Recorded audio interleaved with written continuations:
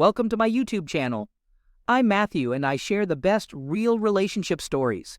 If you love, heartbreak, and everything in between, hit that subscribe button and smash that like button. Let's dive into the wonderful world of relationships together. After weeks of lurking, I've decided to come out of the shadows and introduce myself.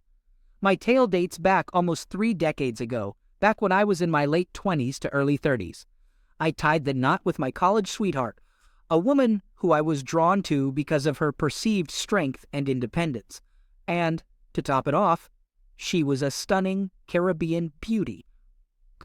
We get married, and only 4 days later, we started a new chapter of our lives on the east coast of the USA. I was working as an engineer while she landed a job as a chemist. Looking back, I would say that the first 4 years of our marriage were quite blissful, if not perfect. Since we didn't have any family or friends nearby, we spent most of our time together, and we had some unforgettable moments. Our troubles began when we made the decision to buy a townhouse, and I suggested starting a family, since I thought it was the natural next step in our relationship.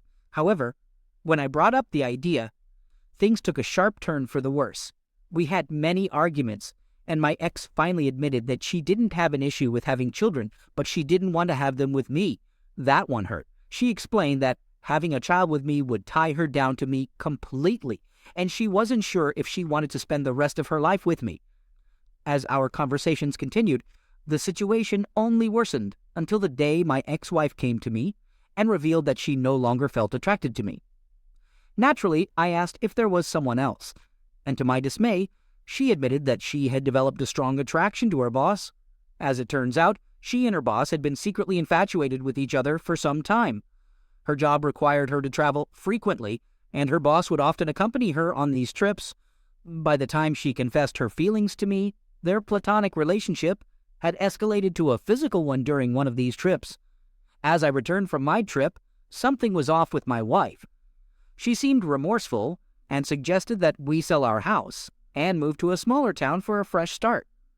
I was confused, given that we had just been through a rough patch with her admitting she didn't want to have children with me and wasn't sure about spending her life with me.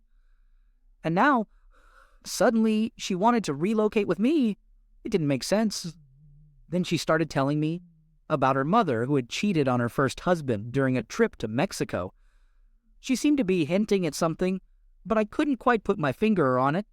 My brain should have been ringing alarm bells when she admitted to feeling attracted to her boss, especially since they traveled together for work. It was almost a confession that they had cheated on the recent trip. But I was young and naive, and the situation didn't register in my thick skull. Soon after, things spiraled out of control. She started working late, going away on weekends to the mountains, where I later found out her boss had a cabin, and even took a 1-week vacation alone to clear her mind.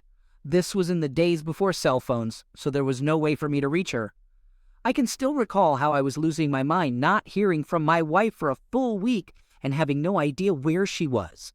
My thoughts were racing, and every imaginable scenario was playing out in my head, except for the most obvious one, that she was with her lover on a week-long vacation. As the days passed, I continued to stand by her side, supporting her in every way I could. I paid for her individual counseling sessions, drove her to the appointments, and even waited in the car outside. I hoped that the therapy would help her come to her senses and realize that she was being unfair to me. However, during one of the sessions, the therapist suggested that divorce might be the best option for us, and to my shock, my wife seemed to agree. Despite this setback, I still clung to the hope that we could work things out and that she would eventually become the loving partner she once was. Her behavior had become erratic, and it was apparent that she was struggling with inner turmoil. One minute she would tell me she loved me, and the next she would be unable to stand being near me. Over time, I noticed that she was always trying to pick fights with me, citing various reasons why she was unhappy. She would keep prodding until I became upset, and once she hit a nerve, she would escalate the argument until I was forced to leave the house in search of some peace. This was her opportunity to call her lover, as evidenced by the phone records. When she asked for a divorce, it felt like the world fell apart around me. Our marriage had hit some bumps, but divorce had never even crossed my mind. You have to understand, I come from a deeply Catholic background, Hispanic to be precise, and divorce was a taboo subject in my upbringing. At that time, I had to attend a 2-week training in another state. When I returned, she was gone, and so were half of our furniture and savings. I was left clueless about her whereabouts. I had no one to turn to as there was no internet or any online support groups available back then. I felt alone and abandoned, plummeting into a dark hole of depression. All the drama and stress had taken its toll on me for the past 18 months, and I had let myself go. I had packed on the pounds and didn't give a damn about my physical or mental well-being. In retrospect, I looked as terrible as I felt. My ex had vanished without a trace, leaving me with no way to contact her, no return address, and no support from our mutual friends who she had spun a web of lies to. In a matter of days, I was completely isolated. But somehow I managed to force myself out of bed each morning and trudge to work, where I made just enough to keep my head above water. One morning, almost a year after my ex had left me alone and broke, I woke up to see the shadows moving slowly on the empty walls of my empty home. It was like a scene from a horror movie, but the real horror was my life. I realized that if I didn't pull myself out of this despair soon, I would become nothing more than a shadow in the wall of an empty room. Back then, I felt like I was in a living nightmare. To give you an idea, 5 years before my ex left me, I had to undergo open-heart surgery.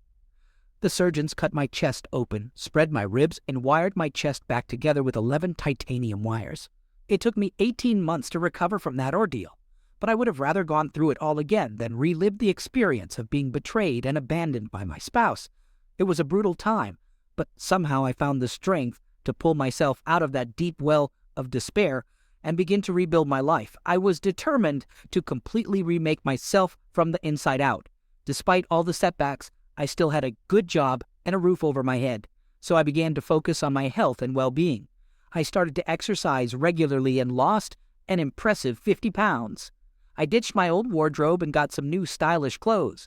I even replaced my old glasses with contact lenses. To top it all off, I began to run and even train for a marathon. But that wasn't all. I also took up rock climbing and joined a league volleyball team. Slowly but surely, I started living a life I could be proud of. Although I may not be the most handsome guy around, I began to radiate an aura of confidence that people noticed. Women found me attractive, and soon enough, I was dating again. Looking back, I realized that my wife's betrayal was the best thing that ever happened to me. It allowed me to discover who I really was and become the man I was meant to be. After a couple of years of living my new life, I found myself looking for a new companion, and as fate would have it, I found her in a friend from work, someone who had witnessed my decline and subsequent rise from the ashes. To say she was stunning would be an understatement. Even the guards in my building, whom I had become good friends with, couldn't believe that I was dating the babe of the building. After falling in love and getting married, my wife decided to quit her job and focus on raising our 4 children. With only one income on the expensive East Coast of the USA, luxury was out of the question. But my wife proved to be an excellent home manager and an even better mother. She was a force to be reckoned with, running triathlons and learning auto maintenance, woodworking, and carpentry while managing our family of 6. There was no household project she wouldn't tackle. Currently, we're building a camper van to explore the USA when I retire in December. And to top it all off, we're eagerly awaiting the arrival of our first grandchild this winter. My wife taught me the real meaning of a strong, independent woman, and my life has been better for it. We never know what the future will bring, so we just have to stay positive and trust that good people are out there looking for us, too. Betrayal doesn't have to define us, especially if there's no chance for reconciliation. Even if a relationship doesn't work out, it doesn't mean the end of the road. You may be curious about what became of the ex. Well, a few years after she bolted, I heard through the grapevine that her boss divorced his wife, and soon after, they became a couple and eventually tied the knot. Funny how that works, isn't it? Fast forward to around 15 years ago when, out of nowhere, she managed to track down my number and give me a ring. She wanted to let me know that a mutual friend had passed away. We chatted for a bit, and I couldn't help but ask how she was doing. Her response was a bit cryptic, something along the lines of living with the consequences of her past mistakes. I replied with a nonchalant, "It's all water under the bridge," and promptly hung up. To be honest, I'm grateful to my ex-wife for bringing me and my current wife together. It's strange how life works sometimes, isn't it? One decision can change everything, and there's one more thing. My failed marriage led me to a new path in life. For the past 15 years, I've led a ministry at my parish, helping those who are going through divorces and separations. As a Catholic permanent deacon, I've worked with dozens of people, showing them how to find peace and hope for the future. I guess you could say that my ex-wife's reluctance to reconcile with me has led me to a greater purpose. People have asked me a few questions about my story, so here's an epilogue to answer them. Did she ever apologize? No, she never apologized. She didn't even say goodbye. It was like the years we spent together, from being best friends in college to dating and getting married, meant nothing to her. Did you ever talk to her? We had bought a townhouse together and she was paying part of the mortgage, so we had to communicate. She developed a bizarre process of phone calls through friends so that I could reach her, and then she would call me back if she thought communication was necessary. We only talked a handful of times. Have you ever laid eyes on her again? I saw her 3 times after she left me. The last time was the day our divorce was finalized, a couple of years after her betrayal. She looked like a wreck, dressed like a hippie, without makeup. Meanwhile, I had lost 50 pounds and was hitting the gym pretty hard. Because of my weight loss, all my clothes were tailored, making me look sharp in my suit and tie. The last look she gave me when the judge asked if I had any objections with the divorce agreement is forever etched in my mind. It was pure hatred. Her narcissistic mind couldn't handle the fact that I had thrived without her negative influence in my life. I caught my wife cheating and gave zero mercy to her AP. I had caught her red-handed, no doubt about it. But she was surprisingly careful and left no trace of evidence. It got me thinking that maybe her new boyfriend had taught her some tricks on how to avoid getting caught. But karma always finds a way to catch up with you. In her case, she started accusing me of cheating, even though I was completely faithful. She wanted me to account for my every move, even going as far as stalking me through GPS. It became unbearable, so I had to put an end to it by cutting off all of her access to me. It drove her absolutely crazy. I took matters into my own hands and decided to beef up security in our home. I installed contact alarms on every door and hidden cameras on the front and back porch. These wireless cameras were a piece of cake to set up. One day, while I was away on a business trip, I received a notification that one of the contact alarms on the back door had been tripped. Luckily, my Arlo camera's motion sensor caught the intruder coming and going at 5 a.m. while the kids were still sound asleep. I knew I had to be ready for the next visit. The very next night, the alarm went off again. This time, I quickly turned on the camera from my phone and set it to record continuously. An hour later, I had caught the whole exit scene on record thanks to the Arlo camera's night vision feature. Let it be known that the Arlo system cost me a mere few $100, and the wireless contact switches from Abode were also a steal. After I confronted her with the evidence, she just sat there and stared at me for what seemed like an eternity. Her face was completely still, as if she was in a trance. I left her to her thoughts and went to the living room to watch TV with the kids. I sent her a text to see if she needed anything, but she didn't reply. None of the sensors in the house went off, so I knew she was still inside. After spending several hours with the kids watching a movie and some TV shows and ordering pizza, I realized that at least 5 hours had passed since I left her alone in our bedroom. When the TV time was over, it was a Friday night, I escorted the kids to their bed and felt hesitant about going back to our bedroom. I stayed in the living room for a long time, contemplating what the future would hold for us. Countless thoughts and possibilities swirled around my mind, making it difficult to focus on any one path. I eventually made my way back to the bedroom and saw her curled up on her side of the bed, clutching a box of tissues like it was a lifeline. I asked her if she was okay, but she didn't give me any answer. As I got into bed, I knew we had to have a conversation. I tried talking to her about anything and everything, but it was like talking to a brick wall. She didn't respond to anything, just lay there silently with her eyes fixed on the wall. I noticed something was off when I realized she wasn't breathing. In a panic, I leaped out of bed and rushed to her side. Her eyes were partially open, and her cheeks looked sunken. She was gone. The coroner later determined that she had suffered a heart attack. Her blood showed signs of severe stress leading up to the attack, which caused her to go into a seizure. The heart attack was what ultimately took her life. The coroner assured me that she wouldn't have felt any pain and passed away quickly, but how can he be so certain? This unexpected turn of events drastically altered my future. As I waited for her lover to send another message, I couldn't help but feel a sense of satisfaction. It was time to get my revenge. When the message finally came, I responded just like she had done before, telling him to come over and come inside when he arrived. I quickly grabbed one of the Arlo cameras and headed into the bedroom, setting it to record non-stop. With both the sound and video capabilities, I was ready to catch everything that happened. He showed up to the arranged meeting, and I had meticulously arranged pillows on her side of the bed to make it appear as if she was already there waiting for him. The guy sneaked into the bedroom, removed all his clothes, and got into bed next to her.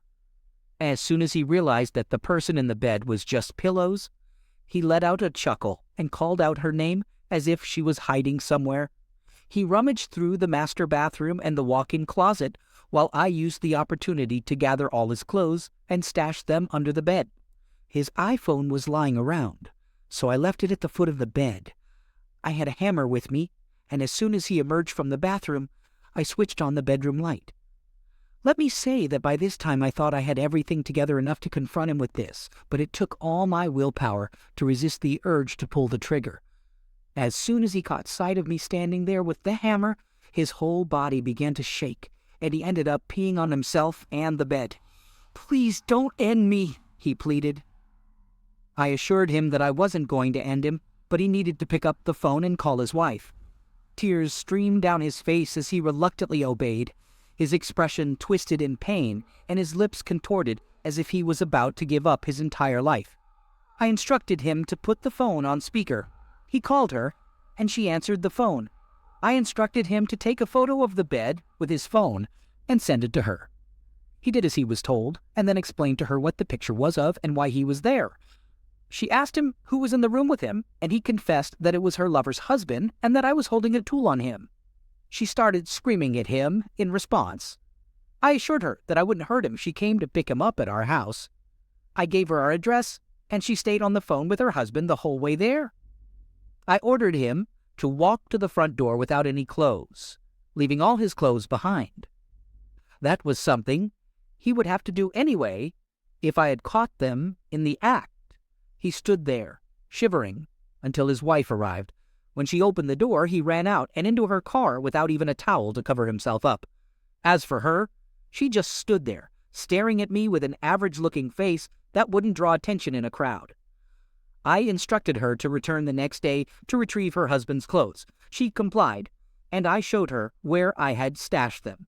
As we stood at the front door, we talked for an hour about how our lives had taken such a dramatic turn. I confided in her about my wife's sudden passing, but when she asked for details, I hesitated. I didn't want to reveal that I had caught her husband in the act and confronted him. Who knows what kind of trouble that could stir up?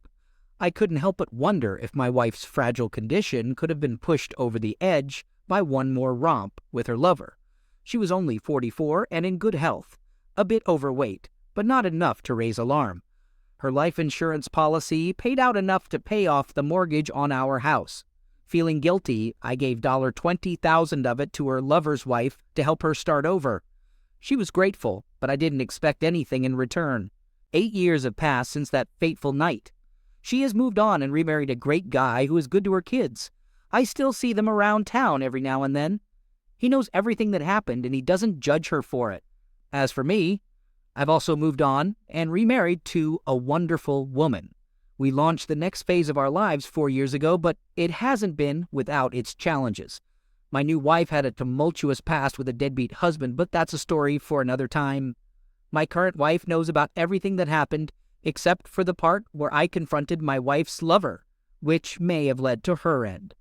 Sometimes I feel guilty for not checking on her that night, but deep down I know it probably wouldn't have made a difference. I'm not sure if I'll ever tell my new wife the whole truth.